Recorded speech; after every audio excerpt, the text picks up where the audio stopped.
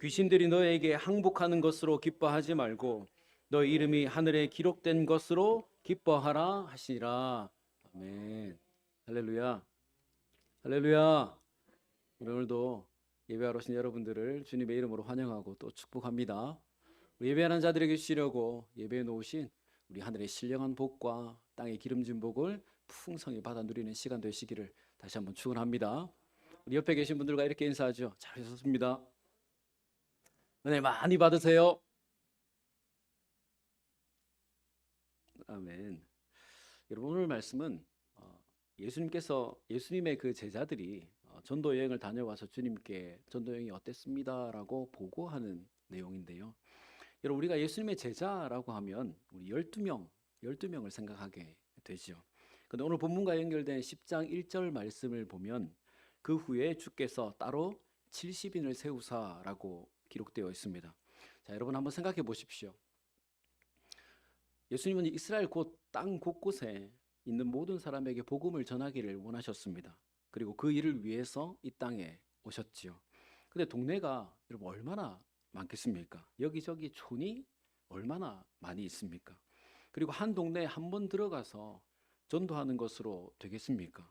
예수님께서 복음 전하러 성산에 오셨는데 하필 그날 아들 결혼식이 있어서 춘천에 갔습니다.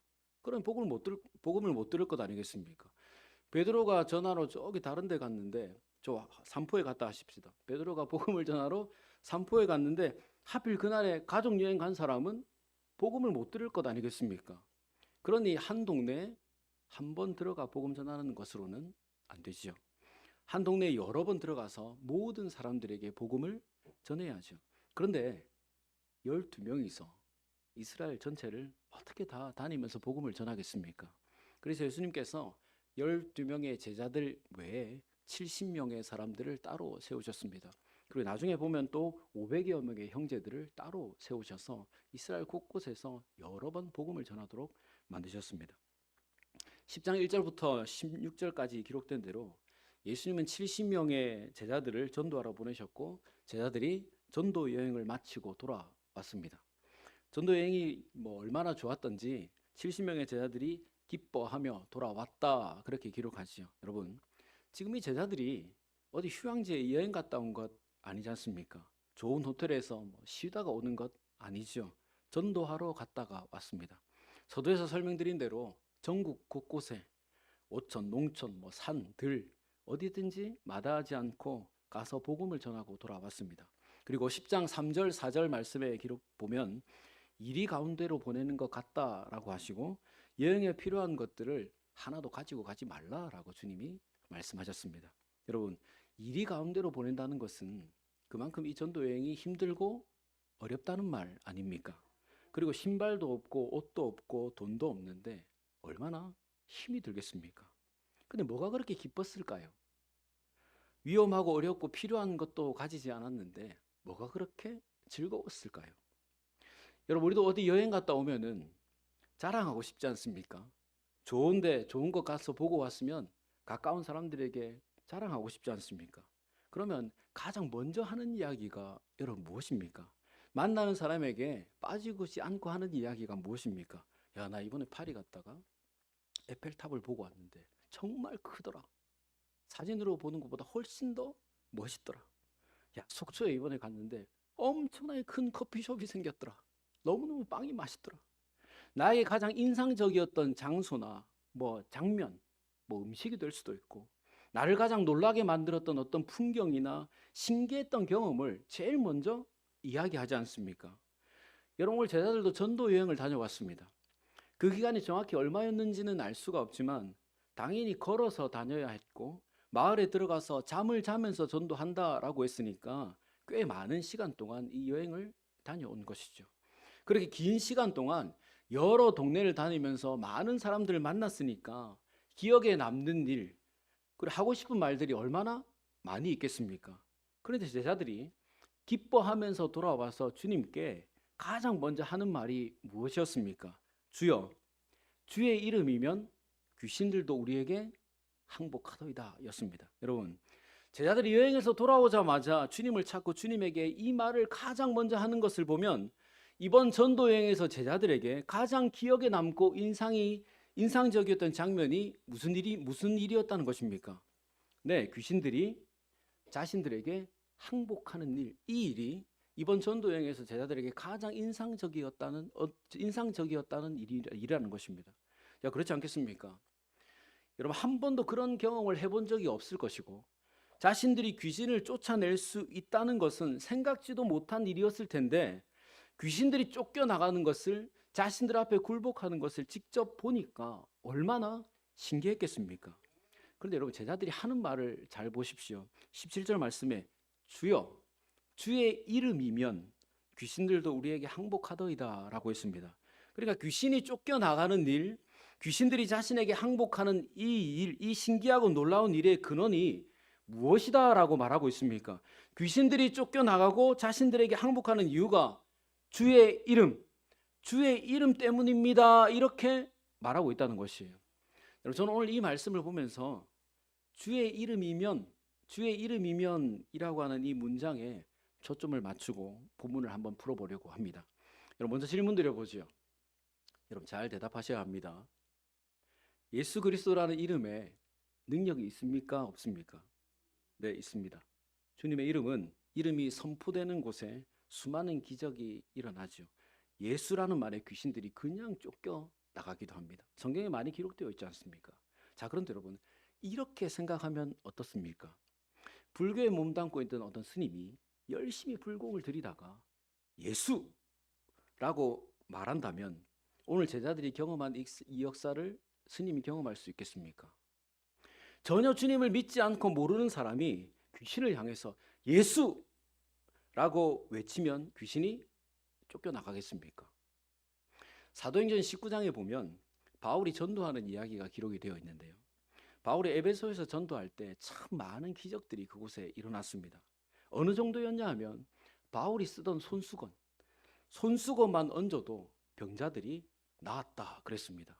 여러분, 바울의 손수건만 얹어도 병이 낫고 쓰러져 있던 사람이 벌떡벌떡 일어났으니까 그것을 보는 사람들이 얼마나 놀라고 얼마나 신기해했겠습니까? 이런 손수건 하나 있으면 참 좋겠죠. 제가 온 여기 화촌 돌아다니면서 다 손수건 얹어주고 제가 그렇게 할 텐데. 근데 그 모습을 본 한 마술사가 야, 참 신기한 일이구나 이게. 그러면서 바울 흉내를 내고 다닙니다. 귀신 들린 사람한테 가서 이렇게 말하죠. 내가 바울이 전파하는 예수를 의지하여 너에게 명한다, 이렇게 이야기했어, 마술사가. 여러분, 이 마술사는 분명히 예수의 이름을 귀신에게 외쳤습니다. 그랬으면 귀신이 쫓겨나가야 하는데 이 귀신이 어떻게 하죠? 내가 예수도 알고 바울도 아는데 너는 누구냐? 하고 오히려 그 마술사한테 달려들어서 두들겨 패고 옷을 홀랑 벗겨버렸습니다. 결국 이 마술사는 실컷 두들겨 맞고 벌거벗은 채로 도망을 가지요. 여러분, 이 장면을 보면 예수 그리스도라는 이름의 능력이 있습니까? 없습니까? 있으면 귀신이 나가야 되는데요. 그럼 이 이야기를 또 들어보십시오. 저는 제가 신대원 다닐 때 브라질에서 목회하시는 선교사님이 오셔서 체프를 인도하시다가 이 간증을 하셨습니다. 브라질에서 사역을 시작하신 지 얼마 되지 않아 교회가 수백 명이 모이는 교회로 급성장하게 됐습니다. 외국에 선교사로 나간 아들이 목회하는 교회가 부흥한다고 하니까 이 어머니 권사님이 얼마나 궁금하고 보고 싶겠습니까? 그래서 한국에 사시던 이 권사님께서 브라질로 아들이 목회하는 교회를 보러 갔습니다. 주일 예배 시간에 이 권사님이 제일 뒷자리에 앉아 계시고 예배가 한창 진행되고 있었는데 무장강도 2명이 총을 들고 본당에 들어와서 헌금통을 들고 나가려고 했다는 것입니다. 총을 들었으니까 현지인들은 아무도 움직이지 못하고 그냥 얼어붙어 있는데 이 선교사님 어머니께서 브라질 말도 못하는데 거기다 대놓고 주여! 주여! 주여! 3번을 외쳤다고 해요. 그러자 이 강도들이 헌금통을 들고 가려고 하다가 헌금통을 그냥 던져버리고 그냥 도망갔다는 것이. 뭐가 아멘이죠, 여러분? 여러분, 이 현장의 상황이 참 무섭고 긴박하지만 상황이 좀 여러분 우습지 않습니까? 여러분, 총든 강도들이 왜 도망갔습니까? 총 들었는데요. 총을 들었는데 무엇이 무서워서 도망을 갔습니까? 여러분 한번 생각해 보십시오. 이 권사님은 브라질 말로 주여를 모릅니다. 이 강도들도 한국말로 주여가 무슨 뜻인지 모르지요. 근데 이 권사님은 왜 브라질에서 한국말로 주여를 외쳤을까요? 그리고 이 강도들은 한국말로 주여가 무슨 뜻인지도 모르면서 왜 도망을 갔을까요? 여러분 이 장면을 보면 예수 그리스도라는 이름의 능력이 있습니까? 없습니까? 네, 있죠. 분명히 있습니다. 여러분 한 마술사도 예수를 외쳤고 이 권사님도 예수를 외쳤습니다. 근데 왜 마술사에게는 아무런 능력이 일어나지 않고 이 권사님에게는 이런 능력이 일어났을까요? 예수 그리스도 이름의 능력이 왜 이렇게 오락가락 하는 것입니까? 똑같은 이름인데 왜 누구에게는 능력이 나타나고 왜 누구에게는 아무런 일도 일어나지 않는 것입니까? 왜 제자들의 입에서 나가는 예수 그리스도는 귀신들이 쫓겨나가고 마술사의 입에서 나가는 예수 그리스도는 왜 귀신들이 우습게 여겼을까요? 왜 브라질에서 한국말로 외친 예수는 그 뜻도 모르는 강도들을 쫓겨나가게 만들었을까요? 여러분 똑같은 예수 그리스도, 우리가 믿고 예배하는 예수님의 이름인데 왜 다른 역사가 일어날까요? 우리도 살면서 예수님의 이름을 부르며 살아가죠. 그런데 어떤 능력이 나타납니까? 어떤 역사가 여러분들의 삶 가운데 일어납니까? 여러분들이 예수님의 이름을 부르고 어떤 역사를 경험한 적이 있습니까? 살면서 예수님의 이름을 부르고 난 뒤에 이런 기적 같은 일들을 경험해 본 적이 있습니까? 여러분 오늘 제자들이 주님을 부르는 호칭을 보면 아니 똑같은 예수의 이름인데 왜 다른 역사가 일어났을까요? 오늘 제자들이 부르는 예수님의 이름을 부르는 그 호칭을 보면 우리는 그 답을 찾아볼 수 있습니다. 오늘 제자들이 주님을 부르면서 뭐라고 부릅니까? 12절 말씀에 뭐라고 부르고 있죠? 주여. 주여라는 말은 나는 당신의 종입니다. 당신은 나의 주인입니다. 당신은 힘과 권세가 있는 자입니다. 라는 고백입니다. 여러분 이 말은 믿음과 신뢰의 문제라기보다는 관계의 문제입니다. 내가 지금 외치는 이 이름이 나에게 어떤 의미가 있는가? 이 이름의 주인이 나에게 어떤 존재인가? 나는 그분과 어떤 관계가 있는가 하는 문제라는 것이에요. 주님과 내가 아무런 관계가 없다면 예수 그리스도라고 수천만 번 외쳐도 우리의 삶에 아무런 역사가 일어나지 않습니다. 하지만 오늘 제자들처럼 그 선교사님의 어머니처럼 지금 내가 부르는 이 이름 예수 그리스도가 나의 주인이고 나의 구원자이고 나는 그분의 종이고 나는 그분의 백성이다라는 이 관계의 정립, 관계가 성립되어 있는 사람에게 이런 역사가 일어나게 된다는 것입니다. 자, 그리고 여러분 이 말을 들은 주님의 반응을 또 한번 보십시오. 18절부터 20절 말씀에 그래 사탄이 난리가 났더라. 내가 너에게 그런 능력을 주었으니까 너희들은 앞으로 아무 걱정하지 마라. 하지만 귀신들이 너희들에게 항복한 것을 가지고 기뻐하지 말고 너의 이름이 하늘에 기록된 것을 가지고 기뻐하라라고 말씀하시죠. 여러분 이 말씀에서 그러면 주님이 제자들에게 강조하는 것은 무엇입니까? 귀신 쫓아낸 것이 정말 기뻐할 일이 아니라 너희 이름이 하늘에 기록된 것, 너희가 하나님의 백성이 된 것을 가지고 기뻐하라는 말입니다. 무슨 말이죠?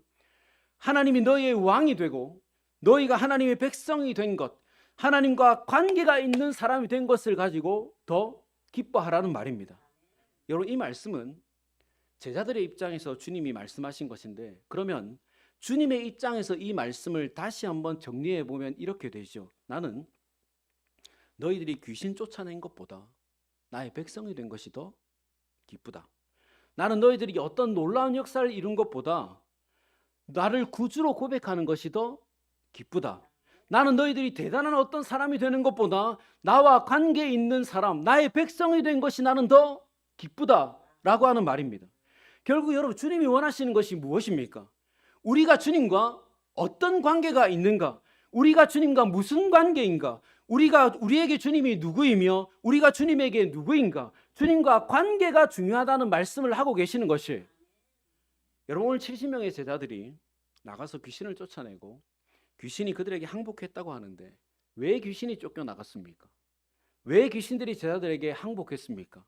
자, 여러분 한번 생각해 보십시오. 오늘 복음을 전하러 나간 제자들은 사람이죠. 사람이요. 그리고 상대는 귀신, 영적인 존재입니다. 시간과 공간의 제약을 받는 유한한 존재인 인간이 어떻게 영적인 존재를 이길 수 있습니까? 어떻게 인간이 영적인 존재를 쫓아내고 그 존재가 우리 앞에 굴복할 수 있습니까? 말도 안 되는 일이죠. 하지만 오늘 이 일들이 제자들에게 일어났는데 어떻게 이 일들이 일어났습니까? 주님이 제자들에게 역사하셨기 때문에 그렇죠. 제자들이 주님의 이름을 외칠 때 주님이 그 현장에 함께 하시면서 역사해 주셨기 때문에 그렇습니다. 제자들은 귀신을 쫓아내고 귀신을 항복시킬 만한 능력이 없지만 우리 주님은 제자들과 함께 하시면서 역사해 주시니 이런 놀라운 역사가 그 가운데 일어나게 된 것입니다. 전능하신 주님이 제자들과 함께 하시니 귀신들이 쫓겨나가고 함께 하시는 자 앞에 굴복당하게 된 것입니다. 여러분, 우리도 그렇습니다. 우리는 우리의 삶의 역사는 사단을 감당할 수가 없고 귀신들의 역사를 당해낼 수가 없습니다. 우리는 그렇게 할 수 없죠. 하지만 전능하신 주님이 우리와 함께 하시면서 역사하시면 우리는 그 어떤 사단의 역사와 그 능력도 능히 감당하고 이겨낼 수가 있게 되는 것입니다. 우리 주님이 우리의 삶에 역사해 주시기만 하시면 귀신이 쫓겨나가고 항복하게 되는 것입니다. 주님이 우리의 가정과 직장과 삶의 터전에 역사해 주시면 그 속에 있는 모든 어려움과 고난이 쫓겨나가게 되고 항복하게 되는 것입니다. 이 시간 예배하는 우리 모든 성도들, 전능하신 주님의 함께 하심, 역사하심으로 우리 삶에 일어나는 그 모든 사단의 역사를 능히 물리치게 되시기를 주님의 이름으로 축원합니다. 아멘. 자, 그렇다면 여러분, 아무런 능력이 없는 제자들에게 주님이 왜 함께 하시고 역사해 주시겠습니까?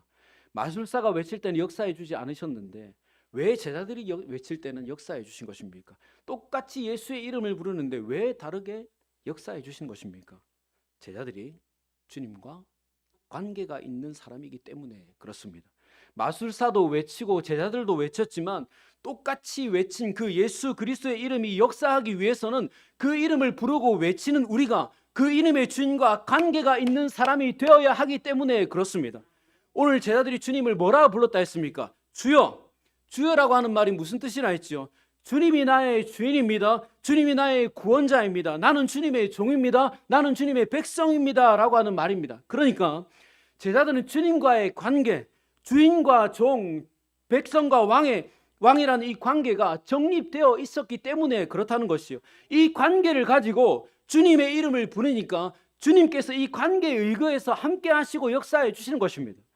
자, 그러면 마술사가 부를 때 귀신이 쫓겨나가지 않은 이유가 아주 명확해지죠. 뭐 때문이죠? 마술사는 주님과 아무런 관계가 없는 사람이기 때문에 그렇습니다. 마술사는 예수님을 주인으로 믿지 않습니다. 예수님을 구원자로 믿지 않습니다. 자신을 주님의 종이라 여기지 않습니다. 자신을 주님의 백성이라고 생각하지 않습니다. 주님과 아무런 관계가 없으니까 아무리 예수라고 불러도 그 삶 가운데 어떤 역사와 은혜가 일어나지 않는 것이, 여러분, 그러니 중요한 것이 무엇입니까? 내가 예수님과 무슨 관계가 있는가? 내가 주님과 무슨 관계가 있는가? 내가 주님과 어떤 관계를 맺고 살아가는가? 나에게 주님은 누구이고 내가 주님에게는 무슨 존재인가? 지금 나와 주님의 이 관계가 중요하다는 것입니다. 여러분, 만약 오늘 70명의 사람이 예수님의 제자라고 하더라도 이들이 예수님을 나의 주인으로, 하나님의 아들로, 나의 구원자로 믿지 않고 그런 관계가 없는 사람들이었다면 아무리 전도하러 나가서 예수 그리스도의 이름을 부르고 외쳤어도 결코 귀신들이 쫓겨나가지 않았을 것입니다. 오히려 마술사들처럼 두들겨 맞고 부끄럽게 도망치는 신세가 되었을 것입니다. 하지만 이들은 자신을 제자로 삼고 보내신 예수 그리스도와 주인과 종의 관계를 맺고 있었습니다. 구원자와 백성의 관계를 맺고 있었습니다. 그러니 주인이신 주님께서 함께 해주시는 것입니다. 구원자이신 하나님께서 함께 해주시는 것입니다. 사랑하는 나의 종이 주인의 이름을 부르니 주인이 종을 위해서 역사해 주시는 것입니다. 사랑하는 나의 백성이 왕의 이름을 부르니 왕이 그 백성을 위해서 역사해 주시는 것이에요.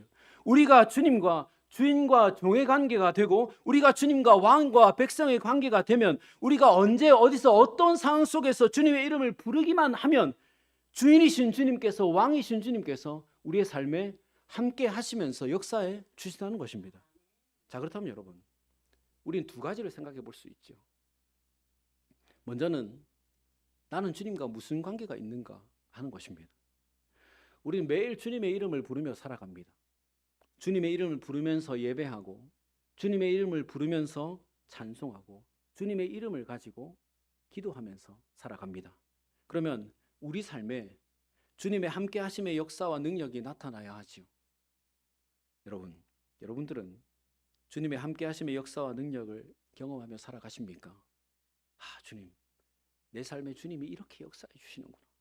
주님이 도와주시는구나. 함께 하시는구나. 이런 일들을 경험하면서 살아가고 있습니까? 아니, 매일 기도해도 어떻게 이렇게 변화가 일어나지 않나? 예배 하나 안 하나 내 삶에 달라지는 것이 없구나. 하나님이 함께 하시는지 역사하시는지 나는 도저히 알 수가 없구나. 여러분들은 어떻습니까? 오늘 제자들처럼 예수라는 이름의 역사와 능력을 경험하는 삶을 살아가고 있습니까? 아니면 그 마술사처럼 예수라고 아무리 부르고도 사단의 역사에 속수무책으로 당하고 쓰러지는 그런 삶을 살아가고 있습니까? 여러분, 브라질의 선교사님과 그 성도들이 경험했던 것처럼 누구라도요, 한국말이든 브라질 말이든 한국인이든 외국인이든 아이든 노인이든 상관이 없습니다. 예수님을 주라고 고백하는 사람, 주님을 나의 주인으로, 나를 주님의 종으로, 주님을 나의 구원자로, 나를 주님의 백성으로 믿는 자, 예수님과 이런 관계가 있는 사람이라면 언제 어디서든지 예수님의 함께하심과 역사하심을 경험할 수 있습니다. 그렇다면 오늘 살아가는 우리도 마찬가지이죠. 내가 지금 주님과 어떤 관계를 맺고 살아가고 있는가? 내가 주님과 무슨 관계인가? 내가 주님과 어떤 관계인가? 나에게 주님이 누구이며 내가 주님에게 누구인가? 이 관계가 우리의 삶에 예수 그리스도라는 이름의 능력을 경험하게 할 것인가 그렇지 않은가를 결정하게 된다는 것입니다. 자, 그리고 또다시 우리가 한 가지 생각해야 될 것은, 만약 내가 외치는 예수 그리스도, 내가 부르는 예수 그리스도의 이름이 나의 삶에 아무런 일도 일으키지 않는다면 우리는 주님과의 관계를 다시 생각해 보아야 하죠. 주님의 이름으로 예배하고 주님의 이름으로 찬송하고 주님의 이름으로 기도하고 가정에서 직장에서 삶의 터전에서 아무리 주님의 이름을 부르고 외쳐도 아무런 일이 일어나지 않고 변화가 없고 내 속에 감동이 없다면, 깨달아지는 것이 없다면 여러분, 우리는 한번 생각해 보아야 해요. 내가 주님의 이름을 부르고 외칠 때 정말 주님과 어떤 관계를 가지고 있는가 하는 것을 우리는 생각해 보아야 하는 것입니다. 나는 주님과 무슨 관계인가? 나는 정말 주님을 나의 주인으로 믿고 나를 주님의 종으로 여기며 살아가는가? 나는 정말 주님을 나의 구원자로 믿고 나를 주님의 백성이라 여기며 살아가는가? 나와 주님과의 관계를 우리는 다시 정립해야 하는 것입니다. 자, 그렇다면 여러분, 우리가 어떻게 주님과 이런 관계를 맺을 수 있습니까? 우리가 어떻게 주님과 이 관계를 정립할 수, 바로 세울 수 있습니까? 우리가 알고 있고 믿고 있는 예수님을 입술로 고백하는 것입니다. 예수님을 주라고 고백하는 것입니다. 주님을 나의 주인으로, 나를 주님의 종으로, 주님을 나의 구원자로, 나를 주님의 백성으로 믿는다면 그것을 입술로 고백해야 하는 것입니다. 오늘 제자들처럼 주님을 주로 고백하는 사람이 되어야 주님과 관계 있는 사람이 될 수 있는 것입니다. 여러분, 밖에 있는 사람들은 여러분들이 성산교회 성도라는 것을 모르죠. 그럼 어떻게 그것을 알릴 수 있습니까? 말해야 알죠. 말해야. 성산교회 띠두르고 다닐 수는 없는 것 아니겠습니까? 말을 해야 알죠. 나 성산교회 다녀. 나 성산교회 집사야. 우리가 어디에 소속되어 있는 사람인가 하는 것을 말로 해야 그 사람들이 알지요. 나의 주인이 주님이시고 내가 주님의 종이라고 말해야 아는 것입니다. 주님이 나의 구원자이시고 내가 주님의 백성이라고 말을 해야 알지요. 말해야, 입술로 고백해야 그 관계가 정립이 되는 것입니다. 그럼 여러분, 이제 우리가 알고 믿고 있는 예수님을 입술로 고백하면서 살아가십시오. 그리고 그 관계를 견고하게 세우십시오. 언제라도 부르면 응답하시는 끈끈한 관계를 성립하십시오. 여러분, 우리가 예배하는 하나님은 전능하신 하나님이십니다. 전능하신 하나님이십니다. 누구든지 어떤 사람이든지 진정 주님을 주인으로, 주님을 나의 구원자로 믿고 입술로 고백하는 사람에게 함께 하시고 역사하시는 하나님이십니다. 누구든지 어떤 사람이든지 내가 주님을 종이라고 여기고 나를 주님의 백성이라고 여기고 입술로 고백하는 사람에게 함께 하시고 역사하시는 하나님이십니다. 언제 어디서든지 이 관계를 가지고 예수라고 부르기만 하면 놀라운 역사도 일으켜주시고 우리의 삶에 일어나는 수많은 어려움과 고난을 해결해 주시는 좋으신 하나님이십니다. 그럼 여러분, 우리 어떻게 살아야 되겠습니까? 주님과 관계 있는 삶을 살아야 합니다. 어떻게 관계 있는 사람이 된다고 했습니까? 우리가 믿고 아는 이것을 입술로 고백, 시인하면서 살아야 하는 것입니다. 내가 주님과 무슨 관계인가? 나는 주님의 종이고 주님이 나의 주인이다. 나에게 주님이 누구이며 내가 주님의 누구인가? 나는 주님의 백성이고 주님은 나의 구원자이시다. 이 고백이 우리의 입술에서 수없이 선포되어질 때 우리는 주님과 올바른 관계를 정립할 수 있게 될 것이고, 우리가 이 고백을 가지고 예수 그리스도라고 우리의 삶 가운데 외칠 때 그 이름의 능력이 우리의 삶 가운데 놀라운 역사를 불러일으키게 될 것입니다. 여러분, 우리가 주님과 이런 관계를 맺고 살아간다면 우리가 언제 어디서 어떤 상황이든지 예수라고 부를 때 그 이름의 주인이신, 나의 주인이시고 나의 구원자이신 예수 그리스도께서 함께 하시고 역사해 주실 것입니다. 그리고 그 이름의 놀라운 능력과 권세로 우리의 삶의 모든 사단의 역사를 물리쳐 주실 것이고 귀하고 좋은 것들을 우리의 삶 가운데 풍성하게 부어 주실 것입니다. 그러므로 관계가 중요하다라는 생각을 가지고 주님과의 관계를 늘 기억하고 이 입술로 고백하며 살아가셔서 예수 그리스도의 이름과 그 능력이, 그 역사가 우리의 삶 가운데 풍성하게 일어나게 되시기를 주님의 이름으로 축원합니다.